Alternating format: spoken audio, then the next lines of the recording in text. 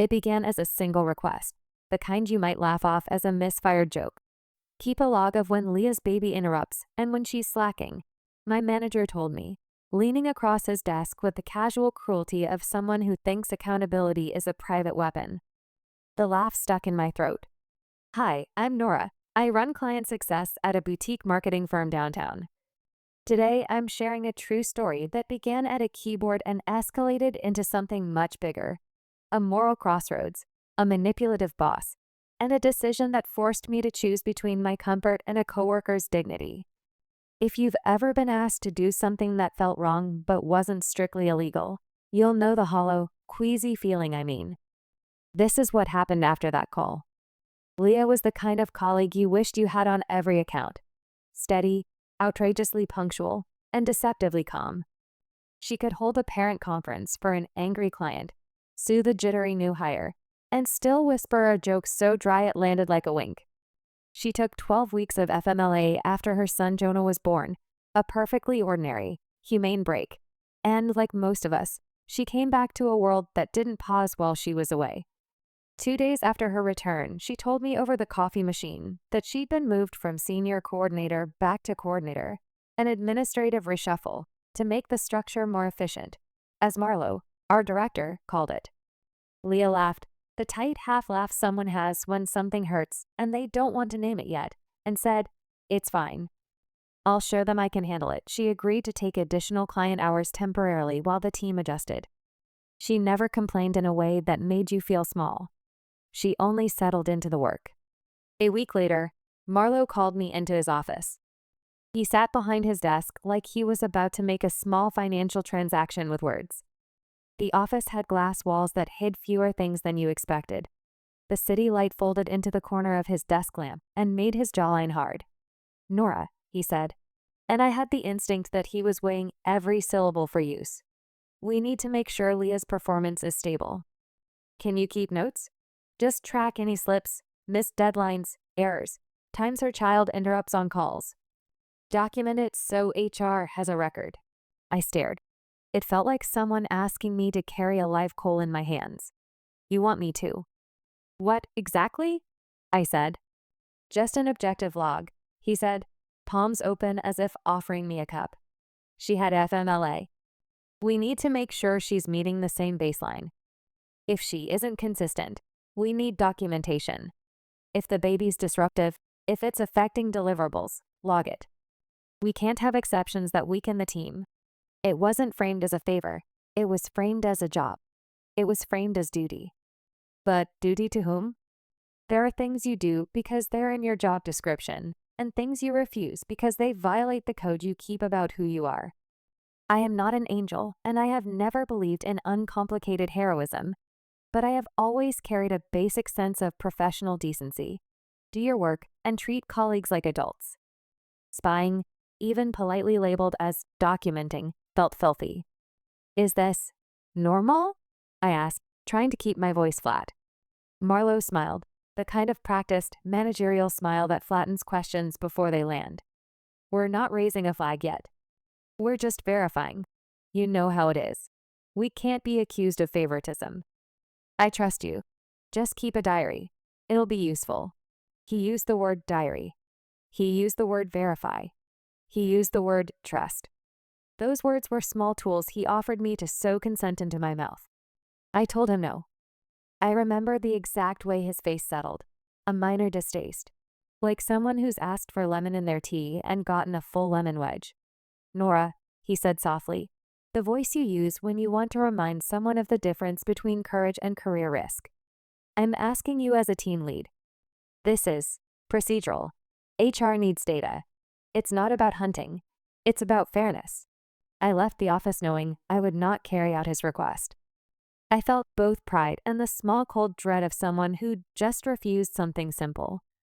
Refusal had little glamour beyond the inner sense of preserved ethics. Outside, the office ran on other energies: gossip, anxious efficiencies, secret alliances. Over the next few days, there were small things that suggested Marlo wasn't done. He asked tiny, pointed questions in meetings. "Leah, how is your bandwidth with Jonah?" And when Leah answered with calm professionalism, He made a small note and didn't show it. He paused near my desk and asked me about deadlines I'd handled with Leah. He kept a hand in the room. Other colleagues started to behave differently around Leah. People who had endorsed her work in the past softened their praise and started using phrases like getting up to speed. Passive-aggressive micro-gestures multiplied. An invite not forwarded. A document removed from a shared folder for clarification. A meeting scheduled on top of another. I watched all this and felt an awe. We were not just tracking performance. We were rewriting a narrative. Leah sensed a pressure but didn't complain. She did text me once at 11:42 at night. "Do you feel it?" Like a cold wind. I typed back, "I do. Don't let them make you doubt what you've always done." Her reply came quickly, "Thanks. See you tomorrow." The buoyancy in her messages camouflaged the fact that the line between her work and her life had been blurred on someone else's terms. I considered going to HR. That, on paper, is the grown-up move. Bring in an ethical request to the department designed precisely for this. But the company had 2 people in HR, one of whom had been promoted for her ability to manage up more than her ability to manage down.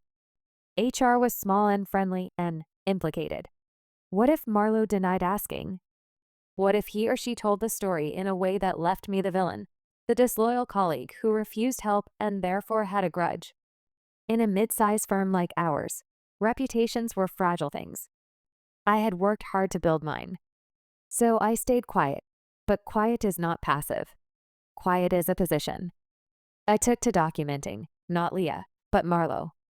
I collected emails. I captured him asking for verifications in meeting notes, and I kept a private record of our conversation.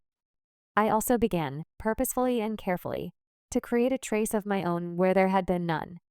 Emails to HR asking for written policy about FMLA returns. A calendar request asking for a formal meeting to discuss return to work protocol, and a CC to the director of operations.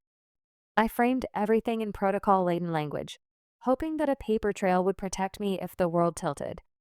Then, one rainy Tuesday, a crumb of truth landed where it would matter most. Leah called me into a small Slack channel and asked if I had a minute. Her message was bare. "Can we talk? Confidential." We met in the small courtyard outside the building. Rain slanted and the courtyard smelled like wet grass and pavement. Leah sat with a hood pulled low and a coffee cup between her hands. "I didn't want to make waves," she said simply. "But I've been told my performance is under review. They said my calls were interrupted by baby noise, that deadlines slipped while I was nursing. They flagged client notes as inconsistent. It's all small things." She smiled, and the smile was thin. "It reads like a pattern." "You haven't been late to anything," I said. "You handled the Carter account while you were 5 months pregnant." "I know," she said. "But they're building a case. I don't have a record of people listening to my calls. I don't have proof that the noise is normal. I didn't expect this. They demoted me while I was out." Her voice broke where she said, "demoted." That cut through me. "Has anyone told you who's saying this?" I asked, and she looked down. HR said it was a confidentiality issue. That Marlo, he's been around me more. He asked me questions that felt probing. By the end of our talk, it was obvious. Leah was not looking for me to spy. She was looking for an ally. She wanted someone to know she was not failing. I began a different kind of record keeping. I asked Leah for permission to watch for anomalies, not to spy on her, but to watch the company for patterns of pressure. We agreed on clear boundaries. I would not log her every bite or every lull in a call. I would log meetings scheduled on top of each other, emails redirected, and any requests that seemed designed to produce errors. I did this publicly enough to be credible and discreet enough to avoid personal exposure. The deeper pattern that emerged was not about babies at all. Marlo had a habit of micromanaging the people he suspected he could control. He had favored employees who were less likely to make noise in organizational politics, people who would say yes and keep their faces pleasant. A significant number of the people he'd sidestepped for promotion in the past 2 years were women who had taken maternity leave or had large caregiving responsibilities. That was the real pattern, a chilling softness used as leverage. I also found other collateral. A former employee who left for personal reasons, had an exit note complaining about being set up to fail, and a freelance contractor whispered that Marlowe had requested a tighter book on a remote worker, implying he'd noticed a chance to manufacture deficiencies. The pieces joined into a map. Now the pressure was personal. I both disliked surveillance and recognized that Marlowe's surveillance of others was the real problem. I refused to play his game, but I also knew silence would not protect Leah. The question was how to surface evidence in a way that wouldn't be punished as gossip. I decided to create a paper trail that could not be misunderstood, then escalate it with a party beyond HR that would not be frightened by Marlowe's spin. I reached out quietly to someone on the board of directors I'd met at a client event, an external member who had an interest in employee retention. I did not give names.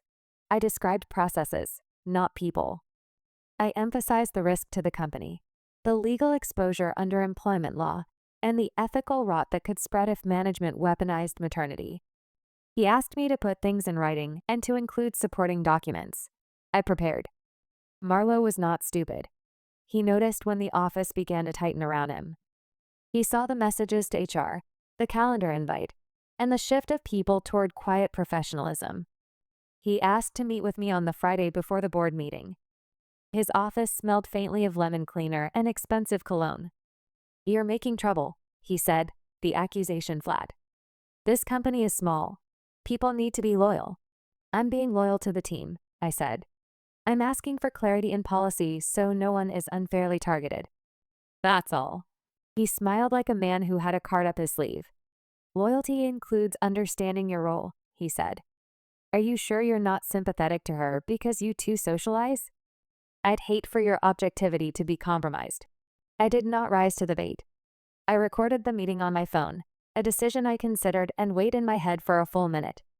I told myself I was creating a record to protect myself and Leah, not to trap him. He pushed harder. "If you leak anything, Nora, I'll make sure you're the one they talk about. Careers are fragile." The final phrase landed without melodrama. He didn't shout. The threat was a quiet professional thing, like a pair of scissors sliding into a ribbon. I left with the recording pulsing in my pocket. It was a risky decision. In some states or countries, secretly recording someone is illegal. In many corporate cultures, it is toxic. But the recording captured his insistence that we document and verify Leah's faults. It captured the manipulation, the way he dressed surveillance as procedure. I felt like someone walking the edge of a legal chasm. My hand clenched around the phone as if to warm it. With documents in order, emails saved, the board member briefed, and the recording secured on an external drive, I arranged a formal meeting. It felt like assembling a small, delicate weapon of truth. I delivered a packet to the board member and to the director of operations. I asked for a confidential review. I explained the risks: unlawful discrimination claims, violation of FMLA protections, and reputational harm. 2 days later, the company called a compliance meeting, a phrase everyone in the building knew meant the problem had outgrown the ordinary. HR, the director of operations, the external board member, and Marlowe were in the room. Leah sat quietly at the far end of the table, hands folded. I sat opposite her. The director of operations began, voice official and careful. "We have reason to believe that there have been requests to collect performance data on a colleague's time while under protected status. We take that very seriously." I placed the small external drive in front of the director and asked if he wanted to hear the recording. He did. There is a peculiar sound to hearing a manager use the language of surveillance in a self-justifying tone when it is played back from a tiny mono speaker. The initial phrase, "document any interruptions, so HR has a record," landed in the room like a small missile. Marlowe's voice, conversational and bland, reeked when isolated. It was one of those voices that seemed to wear a suit, not a person. He did not deny it when the clip ended. His face moved through color. He tried, in that second, to pivot. "I was talking about documentation in general.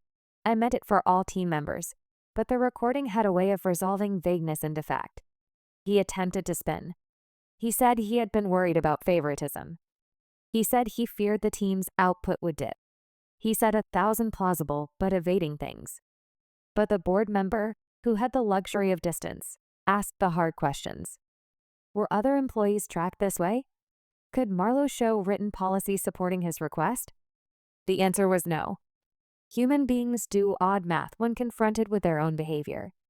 In that room, Marlowe tried to balance truth and survival and ended up revealing more, piece by piece. Other pieces arrived. HR produced email threads with Marlowe suggesting stricter monitoring of employees returning from leave, and a digital series of calendar entries that showed meetings scheduled in ways that would create confusion for Leah. The map was being drawn. The company moved faster than I expected.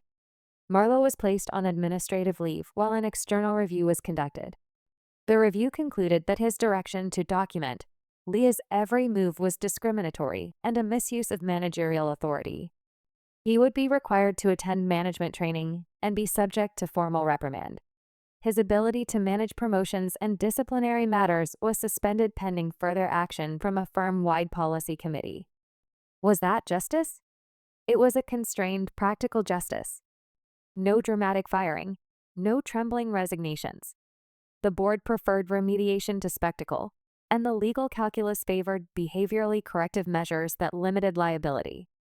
The firm did, however, publish a new return-to-work policy, institute an anonymous reporting line, and grant Leah a formal apology and a reinstatement of her senior title with back pay. They also set up a small emergency fund for employees in financial crisis, a quiet structural fix that seemed to matter more than any one punishment. Leah cried once, alone in my office, when the director of operations gave her the prepared apology letter. She folded it like a bird and said, "It felt like my life was being weighed on some invisible scale." She was worn but unbroken. We sat together and watched rain on the windows. You should not imagine that everything smoothed away. The office did not become Eden. People talked in clusters. Some employees resented the upheaval. A few whispered that I had overstepped and used outside influence. Marlowe's allies resent old stories about efficiency and unfair advantages. A small number of clients were jittery about any hint of leadership instability, and we had to lose one or two projects. I lost no job and no formal opportunity slipped from my hands, but the social capital I'd accrued was shifted. I was no longer the neutral manager who could walk between factions without notice. I had chosen a side and in doing so, relocated the soft geography of trust. For Leah, the scars ran deeper. She said to me one evening, voice tired and precise, "I didn't want this to be a moral story. I wanted to be a mother and a good worker. Now I have to carry proof of the injustice with me whenever someone questions my commitment." She paused. "But I also feel like I was shown that I have people who will stand with me." We both felt the cost. Courage is easy in theory and expensive in practice. The board made small public moves, policy changes, an emergency fund, an apology memo, but it could not return the months of undermining to Leah's calendar nor the quiet nights she spent worrying that she had been judged unfit for both motherhood and work. 2 months later, the firm hosted a lunch for employees about return-to-work support. The room was full of neatly labeled dishes and nervous smiles. The director spoke for 20 minutes about policy, then invited comments. A man in analytics asked how we could prevent managers from weaponizing procedure in the future. The director said procedures plus audits. He said accountability. Later, Leah and I walked through the courtyard beneath the pale sky. The city was muffled from a light rain. "Do you regret it?" she asked. I thought of Marlowe's voice telling me to keep a diary. I thought of the phone in my pocket with the recording that had changed the trajectory of a career. I thought of small Jonah, whose life was a mixture of nap and hunger and spilled oatmeal, and I considered how people in power use their authority like a smell that lingers. "No," I said, "but I wish the world had been kinder. I wish we had the structures in place so none of us would have to pick sides." Leah nodded. "Same," she said. "But thank you." In the months after, the emergency fund helped 2 other employees through rent crises. HR added mandatory training for managers on FMLA rights and on how to manage returns from leaves without bias. A confidential hotline was installed, and, importantly, the board launched quarterly reviews of managerial behavior for signs of abuse. None of this erased what happened, but it hardened the workplace against repetition. Marlo was allowed to remain in the company under strict conditions for a time. Later, when the policy committee finished a broader audit of management practices, he was moved to a different division and ultimately chose to resign. The firm had decided the cost of retaining him was larger than the cost of letting him go on an outwardly neutral basis. Leah got her title back and quietly asked for nothing else. She worked hard and her output returned to the same steady excellence she'd always had. She took Jonah to parent-teacher events and shook my hand afterwards like we'd both endured something and survived. Her gaze in those small moments was steadier, as if she had seen a mirror and decided to keep looking in it. As for me, I kept the habit of logging, not to spy, but to record procedure and to ask for transparency. I kept the recording, which I store encrypted, not as a trophy, but as a reminder of the fragility of ethics in small communities. I also learned how thin the line is between being a bystander and participating in a process that harms someone else. If you ask me whether I'd do it again, I'd answer with the same complexity I felt through the whole ordeal. I would stand with a colleague being unfairly targeted, but I would prefer the world where no one has to choose such a hard path, where managers are given the tools and accountability to do their work without weaponizing fear. The last scene I have in my head is small and quiet. Leah at her now updated desk, Jonah's small handmade drawing pinned to the board behind her. Someone had left a small tin in the kitchen labeled Hardship Fund, Contribution Anonymous. It was nearly full. No grand ceremony. No final judgment. Just a tin and a drawing and a company that had, finally, started to stitch a few better seams into its ragged fabric. The one final advice for you all before ending the story, and what I learned from it is, if you're ever faced with a similar request, ask for written policy. If that fails, document. If that still fails, find a safe channel outside your immediate chain. Protect yourself. Protect the person in front of you. It won't be clean, but it can be necessary.